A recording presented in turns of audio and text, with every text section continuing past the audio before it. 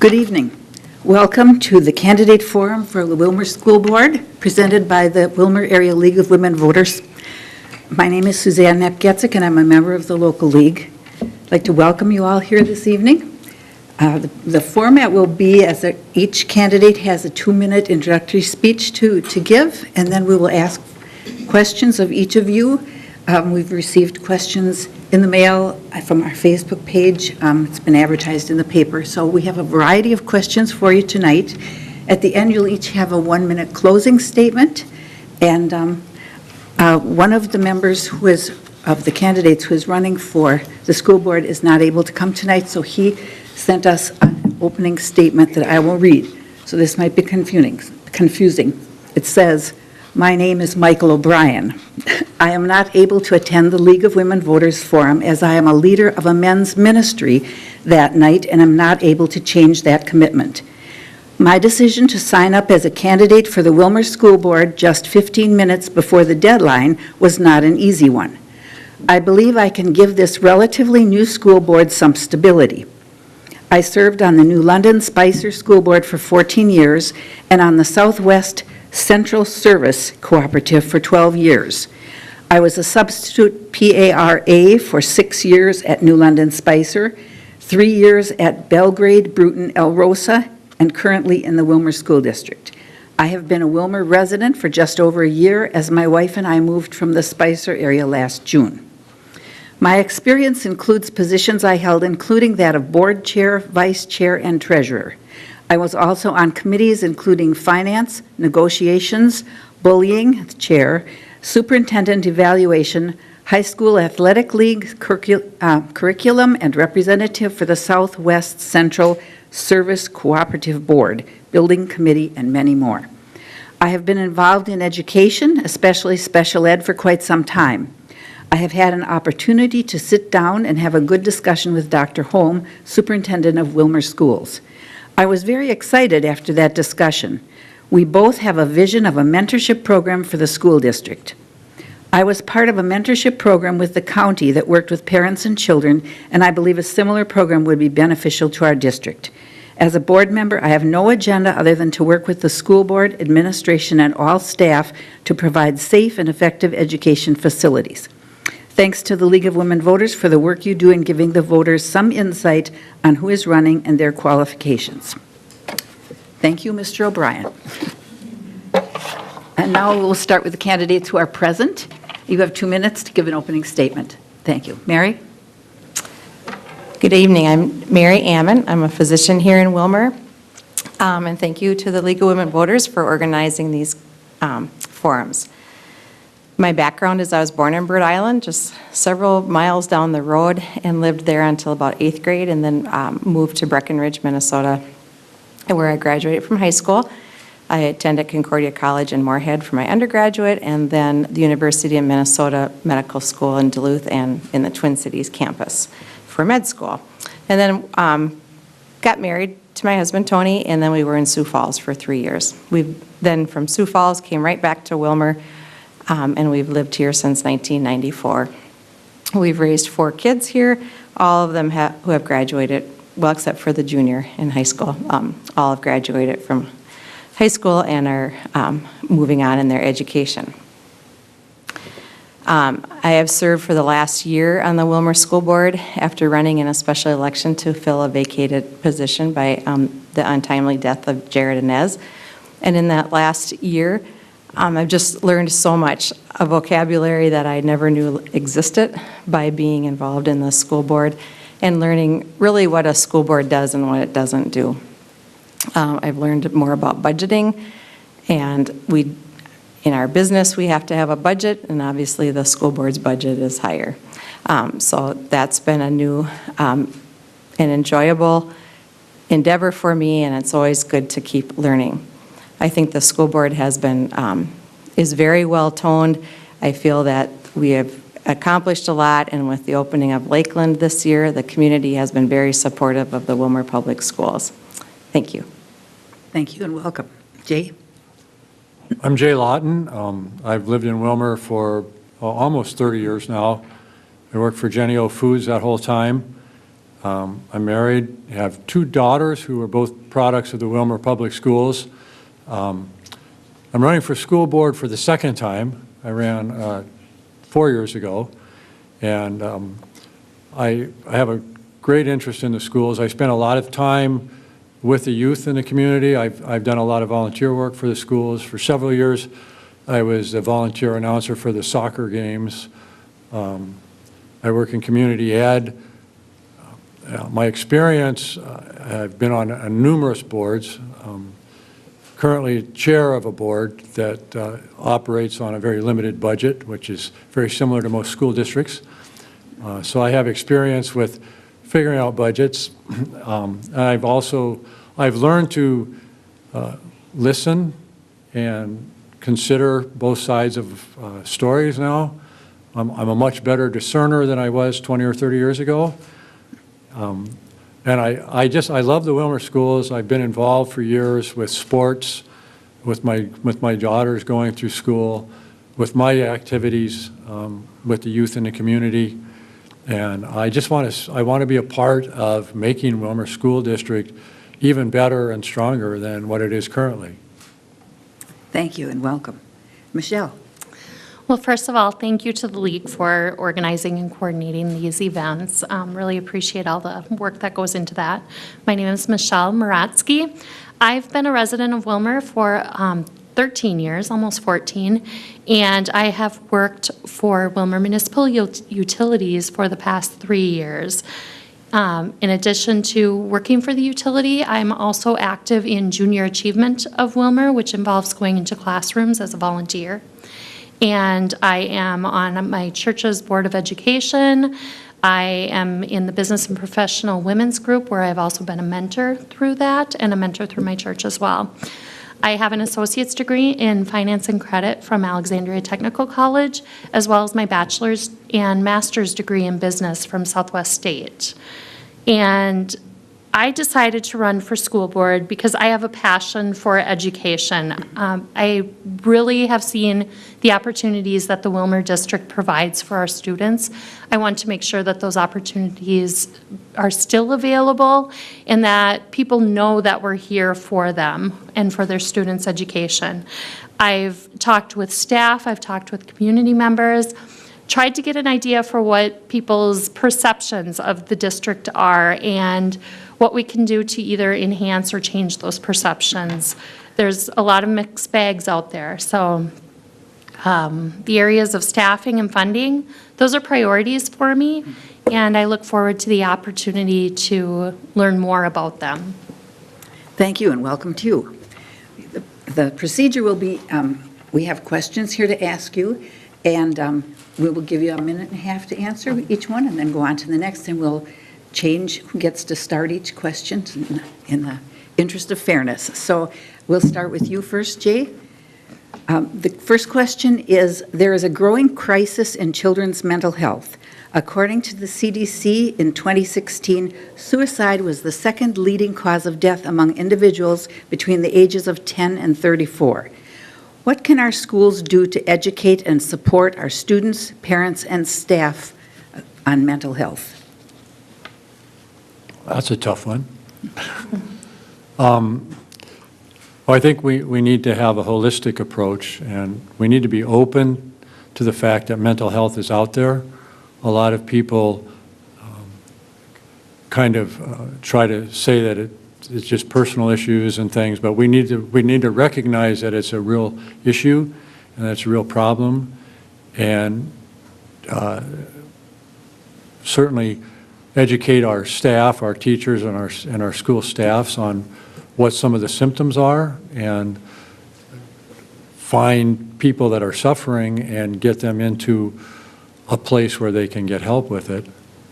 I don't know that our school district staff is necessarily trained to handle that, but they certainly can identify it and channel people into places where they can get help with it.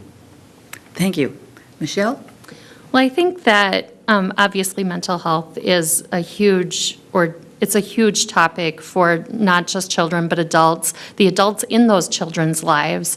And teaching, having our staff trained in things to recognize that maybe the child, him or herself, is not going through their personal crisis, but maybe someone in their home is.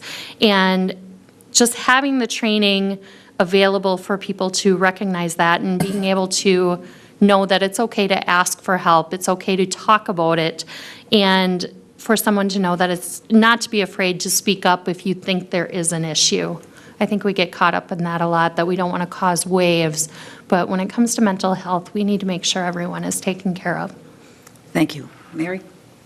I agree with both the other candidates on what they were saying as far as educating the adults that are in charge and just to recognize when things are happening.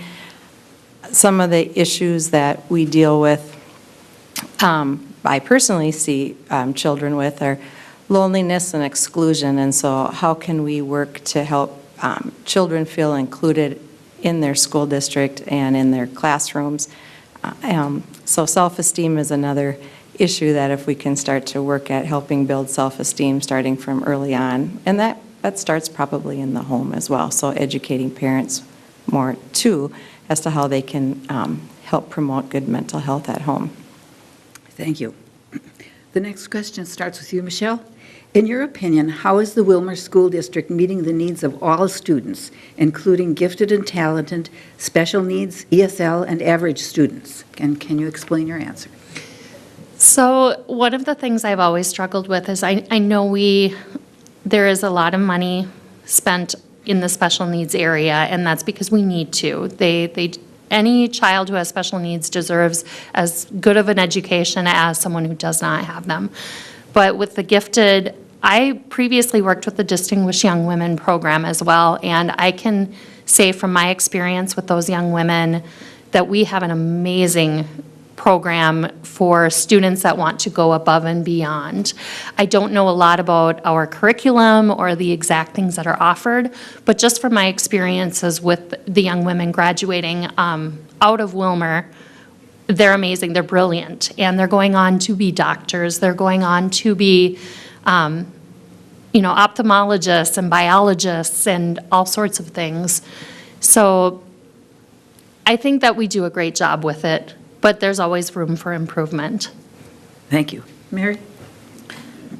Right now in the high school setting, the special needs and our ELL classes are focused, and we do have a lot of our percentage of our population in those areas. However, there's a lot of kids available to have college in the schools classes and AP classes in the high school. Elementary is a little bit different just because of the numbers of kids we have and the way the curriculum is developed. I think that when you look at our graduation rates, that the kids that do have some barriers to learning, we're maybe not graduating them at 4 years, but they are graduating at 5, 6, and even up to 7 years. And so we are serving that population very, very well. And that's something that Willmar has shown statistically to do a good job at. Okay. Everyone get that question? Okay.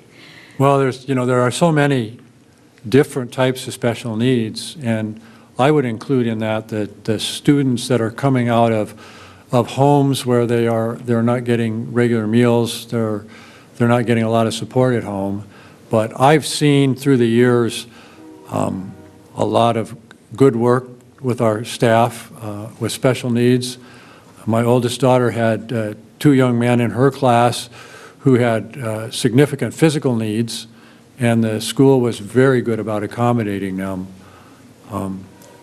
Again, it has a lot to do with our perceptions, and we need to make sure that particularly our English language learners are getting proficient in English so that they can learn the subjects. And we just need to be real cognizant of which students really need an extra helping hand. Okay, thank you.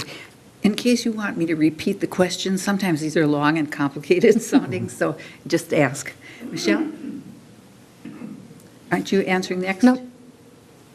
I started. You did, okay.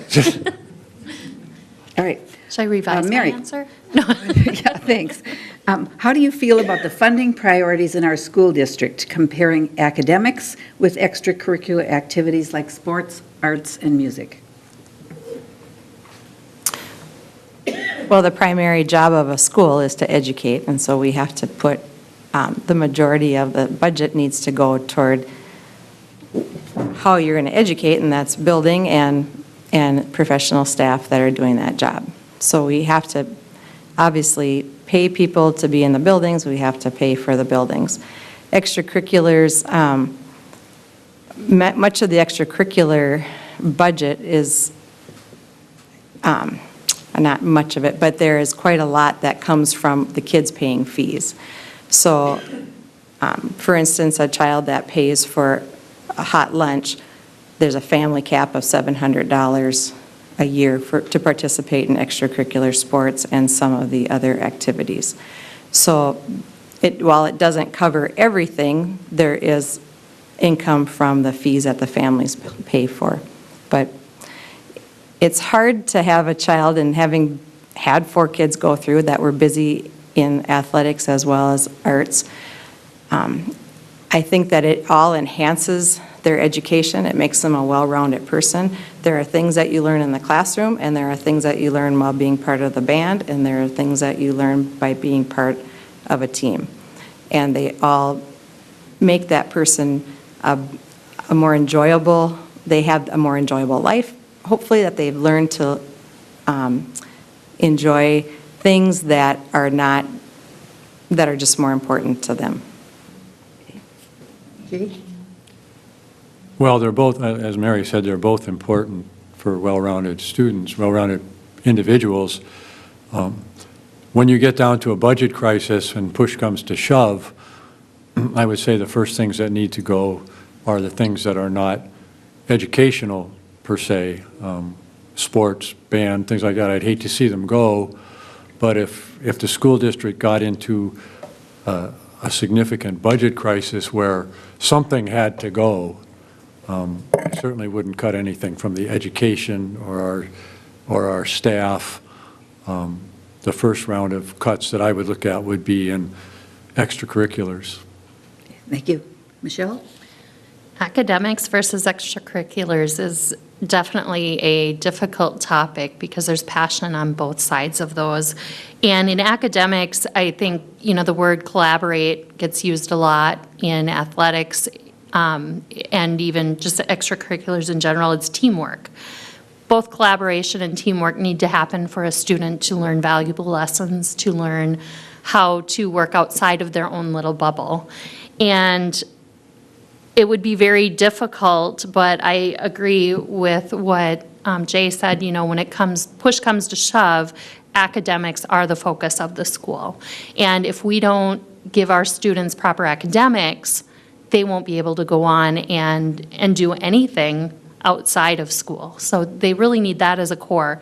All of the extracurriculars, though, then it comes down to if you have to cut something, what's the participation, what kind of time does it cut into a school day, things like that. So my bottom line is academics is first, but extracurriculars are such a close second to them because they really work hand in hand for the lessons. Okay, thank you. Jay, the next question starts with you. Diversity in our school district is a reality. What is your vision for continuing to support and/or manage the current composition of our Willmar district school population? Can you repeat that, please? Sure. Diversity in our school district is a reality. Okay. What is your vision for continuing to support or manage this diversity in our Willmar district students? Oh, okay. Well, I've seen that it's been a good dynamic. I've watched as it has grown. When my oldest daughter started school, Willmar was primarily a white community, and we've developed other communities. And I know both of my daughters had good experiences learning from other cultures, other languages, and we need to continue to encourage our cross-cultural communication and respect. I've seen a lot of it. I've also seen the other side of that, the ugly side, and I think we need to work on making our students realize that we're all people that need to work together. Just because we're different doesn't mean anything's wrong. I know that going through school with a diverse community, both of my daughters now as adults are much better equipped to deal with people different than themselves. And so I think we just need to continue to encourage that communication, that openness, and that acceptance of people that are not like us. Thank you. Michelle? Diversity comes in so many different forms. You know, we think immediately of cultural diversity, but it's also working with, you know, someone who's in a wheelchair or someone who's blind, things like that. Just in general, like Jay said, people who aren't like us. And unless you plan to stay in your house by yourself forever, diversity is a reality. And it's one of actually the things that I love about Willmar. It was a scary thing 13 years ago. I had people say, "Oh, you're moving to the big bad city of Willmar." And I said, you know what? There's a lot of interesting people here. I'm not afraid to go downtown in the middle of the night. I'm not afraid to walk into the school at lunch hour. And we need our kids, our students, we need to be leaders as adults for our kids to have them experience different cultures, different people, different ideas. So when it comes to diversity and how to manage that, I think we just need to be good leaders for our students. Thank you. Mary? I think that with diversity, the biggest thing that you need to remind our children is that every individual has just an innate value. And what that value is to the community, you know, they have value to their families and to the community, and so you need to be able to draw that out. And kids are pretty versatile up to about 10 or 11, that they can see, they don't have a problem with other people that are different than them. And a lot of what they learn is what they see in the community or through other adults. And so I think what we need to do is continue to show kids that everybody has value. It doesn't mean you have to agree with somebody all the time, even if you're different, or even if you have a difference, and people have difficulties dealing with other adults, even if they are the same as they are. So I think it's just still more about how do you get along with people, how do you encourage people to be the best person that they can be and be an asset as they go into adulthood and into their communities. Thank you. Michelle, we start with you next. How do you plan to handle calls from concerned parents or the public on issues that concern the Willmar school system? Throughout my business career, my working life, I've been fortunate to work for companies that have open door policies. And at a previous employer, and even here, you know, at the utility, the general manager's door is always open. And that's how I would approach it. I know that that can become overwhelming and things can get out of hand quickly. But also, you know, taking the calls, writing down the concern, but then knowing who to send that person to. Because as a school board member, I myself cannot fix anything. I need a team of people to do that. And they may need to go, there's a chain of command. And other people need to respect that chain of command as well. And I need to respect that. So handling those calls really comes down to, I have an open door, open phone line. I'm willing to listen, but we also need to respect each other and the chain of command that's in place. Thank you. Mary? That's exactly, she's hit the nail on the head, is your role as a school board member is to listen to the concern, make sure that you understand what the person is asking and what the individual is really getting at the base, and then making sure that it is brought before the appropriate person.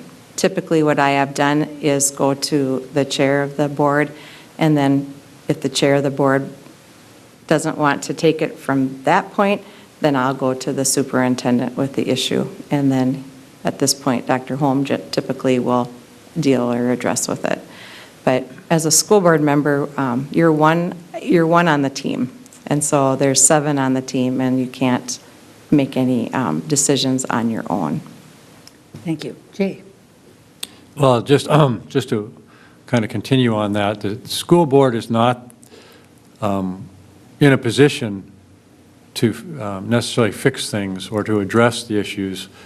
It's in the tenets of the school board. We're there to make policy and to make sure that policy gets carried out. If someone has a concern, obviously you're going to listen to them, but then, as Michelle said, you need to direct them to the proper channels to take care of whatever their issue might be. I really appreciate in chatting with Dr. Holm on what he has done with the district, and he has defined duties and responsibilities. And so if it's not your responsibility, then you need to direct that individual to the person whose responsibility it is. Thank you. Mary, we start with you. How do you plan to assess the strengths and/or needs of each of our schools? How will you do this, and who will you include in your research? Each year when the teachers give the standardized tests, those results do come back through the curriculum office and then into to the school board as a report. And so we find out which schools are struggling with certain things or which schools are doing very well. With the Every Student Shall Succeed Act, which is the replacement for No Child Left Behind, we are able to get extra help in the next couple of years for all of our elementary schools, so that as the teachers and the curriculum office look to see where kids are behind or what we need to be more proficient at, which is typically going to be some math and language skills there, and that's language skills just in general. They are going to be learning some new skills that they can utilize in order to better facilitate learning for those kids. So as a school board member, our job is to encourage and support what the curriculum office and the teachers in those classrooms and the administrators at the buildings are able to get facilitated into their classrooms to help the kids. But as far as doing the research, that's what comes back to us through the standardized testing. Okay, thank you. Jay? Can you repeat that for me, please? Yeah. How do you plan to assess the strengths and/or needs of each of our schools? How will you do this, and who will you include in your research? Well, as Mary indicated, that we have staff that can help us. That's hired to do those things. The school board needs to give them the backing to carry out whatever they determine is needed. We certainly need to address students who are struggling, and we do have a number of them in the district. So the curriculum office, the teachers that are on the front line, they're the ones that can tell us what needs to be done, and it's up to us to try to find resources for them so that they can meet the needs of our students. Okay, thank you. Michelle? As both Mary and Jay said, the standardized testing gives us the raw data that we need. Also, based on that, we need to provide resources and give our teachers the opportunity to help their students succeed. How, encouraging the teachers, maybe it's through setting personal goals with their students, things like that. Obviously, the school board is not there to micromanage, but providing some options and some suggestions to other staff that have maybe not thought of that. In addition to the scores and that, I guess community feedback to me is, what are the perceptions in the community? What are people saying about the district, good, bad, otherwise? And how can we bring that to the forefront? Okay, thank you. The next one, we start with you, Jay. What are you hearing are the top concerns of teachers in our district? Teachers. I think from what I've heard from teachers, well, obviously every year or every couple of years we have the contract negotiations, and teachers are always concerned, as is everyone else, about their compensation and that they're getting compensated equitably for what they do. Also, resources. I hear stories of teachers that have to purchase with their own money things that they need for their class. I haven't heard a lot as far as what the discipline issues are in the school. I don't know where we are with that, as far as if there's too much trouble going on, and obviously that's something we would want to address. But mostly I think we need to make sure that our teachers are in a position where they feel good about what they're doing and that they can educate our students and not have to struggle. Thank you. Michelle? One of the things that comes to mind that I've heard from teachers is that subbing. There are not enough subs in the world to help teachers. Our teachers are parents also. You know, when my son was young, I had to take a day off of work because he was sick. Why would we not think our teachers need that same courtesy? They, of all people, should be the ones being home with their children, or, appointments or anything that comes up. Maybe they just want to go watch them run cross-country in Marshall. So substitutes are a big issue, and I know that the district has done a lot of work already with the business community, but I think there are some opportunities there that we could expand on. And of course, funding is always an issue. Classroom sizes, because of the subs, sometimes they have to put 2 classes together because they can't find a sub. You've suddenly got a lot of kids in a room with a lot of noise, and our teachers do an amazing job managing all of that. But I think that would be a concern that we could evaluate and look for some creative options for them. Thank you. Mary? The biggest thing that I hear from teachers that they're concerned about is that their students are achieving.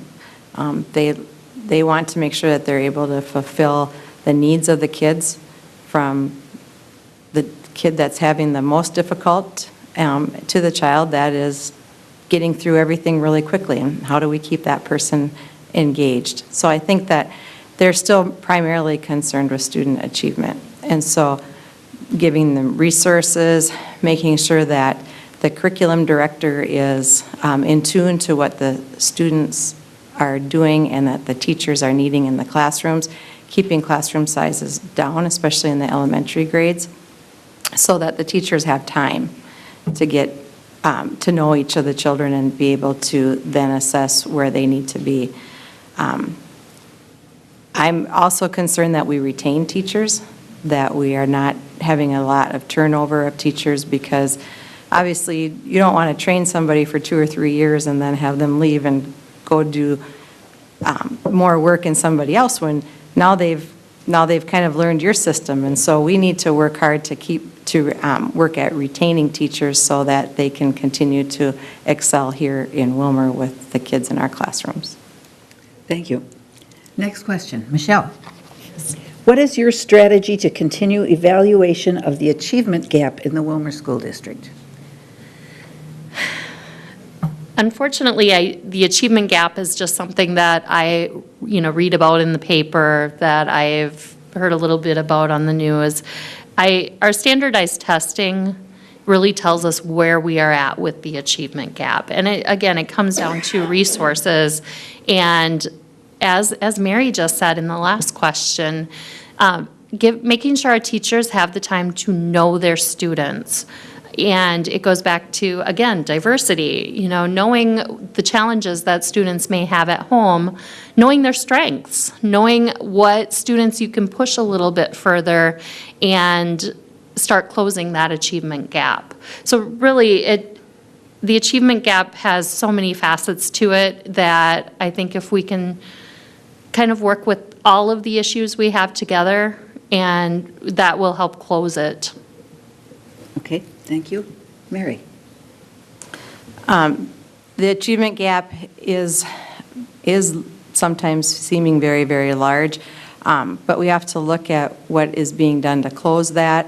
And like I think I alluded to earlier on, that some of the kids that are coming into the Willmar district that have never gone to school before, can't read or write in English, are graduating in 6 and 7 years. We're getting those kids 12 to 13 years of education in 6 or 7.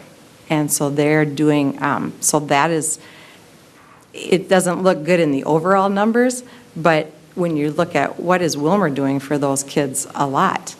Some of the kids that maybe don't have the English language issue maybe have more of a financial issue, and that is something else that you have to achieve and overcome. And I think that we do have some help with that within the foundation to help kids so that they can participate and stay engaged in the classroom, because if a child doesn't feel like there is anything for them at school because they can't participate or for whatever reason, they maybe won't be as likely to stay in school and be successful. So if we can keep kids engaged, keep giving the education that we can to all the kids, I think that achievement gap will continue to decrease.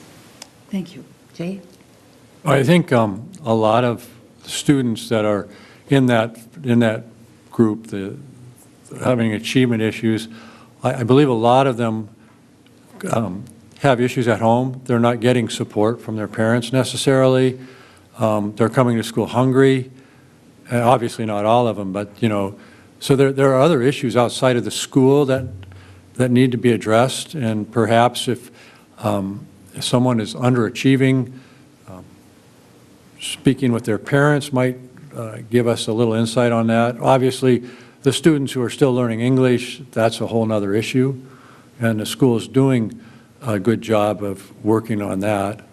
But as I say, a lot of them, it's an issue with home life or with just not having a lot of support from their family and friends towards their school. And a lot of them, their parents aren't necessarily proficient in English yet either. So those are some issues that can be addressed looking at the overall picture. Okay, thank you. I think the next question comes to you first, Mary. There is a severe shortage of teachers that we hear about. So what can the school board do to attract excellent teachers and retain them? I think that part of what attracts, or what can attract an excellent teacher to the Willmar school is attracting them to the Willmar community. So our community needs to be a welcoming place. It needs to have activities and amenities that young families and are not necessarily, that might have a little more opportunity here. We need to make sure that we are able to provide for young professionals for recreational activities as well as professional development. So that is part of what attracts people to the school district, is what is going to attract them to the community. And again, you want them to come to the school and stay, so the community has to be attractive to them. As far as so I would support things that the city does in order to make our community a better place to live in general. As far as what does the school board do, I think having mentorship programs to keep young teachers or new teachers with more experienced teachers and have them paired so that they can help kind of guide the ropes and get through a large district. It's a pretty big school district. That would be helpful. I think, again, having the coaches that they're having within the buildings to help the newer teachers and young teachers develop their curriculum and continue to work at their teaching skills is also helpful. Thank you. Jay? Well, I certainly have to agree with Mary in that the community has a lot to do with it.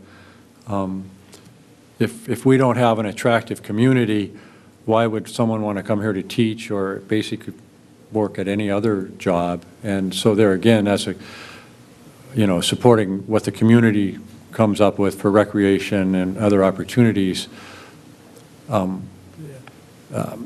I think, as she said as well, the mentoring program is very important.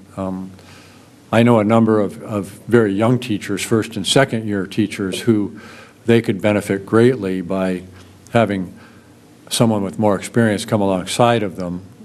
So if that program is expanded and really utilized, I think it has a lot of value. And obviously, class sizes, salaries, all of those kinds of things play a big part.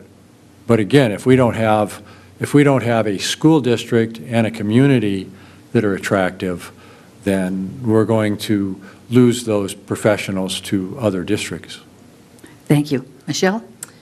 I absolutely agree with both candidates about the community that needs to be welcoming, and I think we need to encourage our staff at all levels to be active in the community, whether it's joining an organization or helping out with their kids' sports teams or anything like that.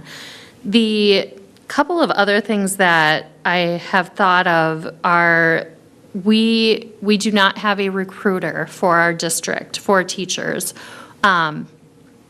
That is something that, a business utilizes that, going to job fairs, going different places, having someone dedicated to that. How can a teacher, perhaps in Moorhead, who's coming out of school, even know that we exist if they've lived somewhere else all of their life? They may never think to come here, but being at those things would be an outreach, so to speak. And then also looking at the people who might be going into a second career. Maybe they've worked for city government for 30 years and they're ready to retire at 54, 55, but they're not ready to retire. They're on to a new challenge. So what are the options that we can use for them as well, and getting them into our community and keeping them here? So the community is really the key, though. Thank you. Okay, Jay, you start this one. What criteria would you expect to be a part of an effective evaluation of our superintendent and school principals? What criteria do we evaluate? How would you on? judge their effectiveness? Wow. Well, he has a job description, so we need to take a look at that. Okay. I think also you can look at the morale within the district, and a lot of that flows down from the superintendent. We need to look at, is he fulfilling those, or she, depending on who it is, are they fulfilling those requirements that are in the job description? And also, I think you need to look at, I think it's important for a school superintendent to be involved other than just at his job, not necessarily at the school, but I think it's important for that individual to be setting a tone for district employees as far as community involvement, or they could even certainly probably serve in a mentoring role for some of the other staff. But we obviously need to look at, are they fulfilling the requirements of their contract or, their job description? Okay, thank you. Michelle? As Jay mentioned, our superintendent and principals, assistant principals, they certainly have job descriptions, and those are excellent guidelines. I think that every box needs to be checked, I would hope above average at least with those requirements.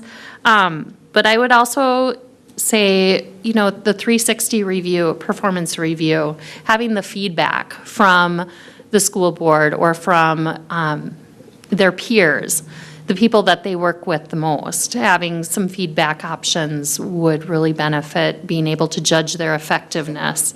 And at that level, they should be able to handle some constructive criticism. So I definitely see some value in that. Thank you. Mary?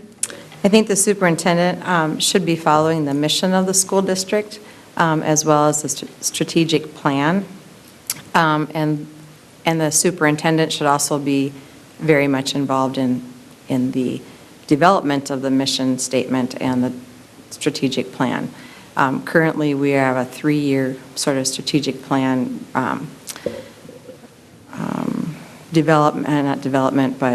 schedule. And so we did sort of look at that when we did recently evaluate the superintendent.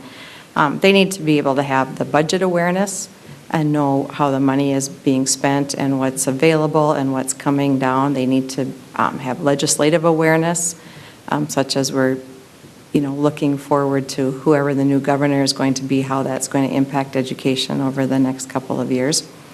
I think the superintendent needs to be approachable and available to the school board, to the other administrative people, to the teachers, and then the parents of the district.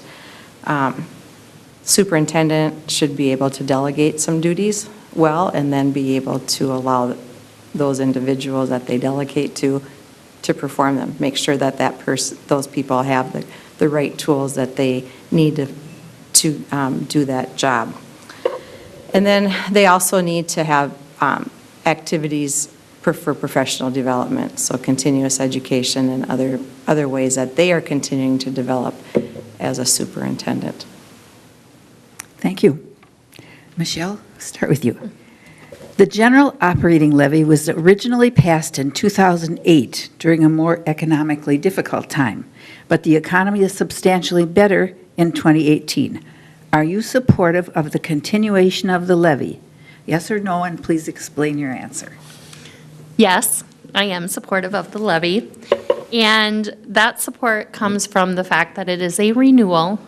We just got our sheets in the mail that talked about our property taxes and how they would change, and I only briefly looked at it, but the change is so minimal. It's like $1. And this levy, it also, passing this levy also helps us with our state funding. So that reason alone really pushed my support to it. But it's already in place, we're already paying it, let's renew it, and let's just push it closer to getting the maximum state funding we can get. Thank you. Mary?